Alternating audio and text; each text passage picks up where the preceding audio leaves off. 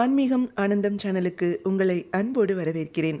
ஸ்ரீராமரை போற்றி புகழ்ந்து பாடும் ராம பஞ்சரத்ன ஸ்லோகத்தினை இந்த பதிவில் நாம் பார்க்கலாம். ஓம் ஸ்ரீ குருப்யோ நமஹ.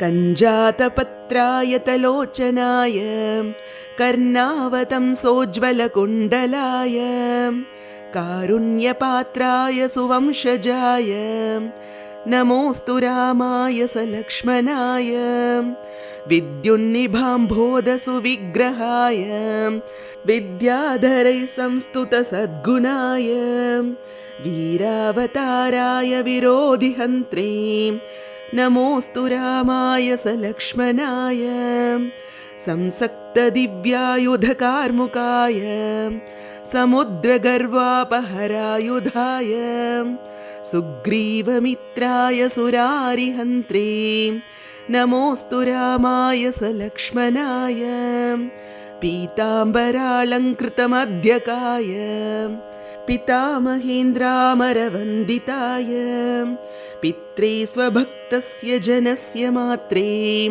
नमोऽस्तु रामाय सलक्ष्मणाय नमो नमस्ते किल पूजिताय नमो नमश्चन्द्रनिभाननाय नमो नमस्ते रघुवंशजाय नमोऽस्तु रामाय सलक्ष्मणाय इमानि पञ्चरत्नानि त्रिसन्ध्यं यः पठेन्नरः सर्वपापविनिर्मुक्तः स याति परमां गतिम् इति श्रीरामकर्णामृतान्तर्गतं श्रीरामपञ्चरत्नं सम्पूर्णम्.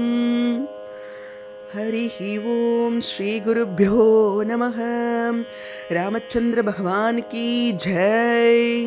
हरिः ओम. ஸ்ரீராமச்சந்திர பகவானின் புகழை போற்றி பாடும் இந்த ஸ்லோகத்தினை துதித்து ஸ்ரீராமரின் அருள் பெறுவோம்.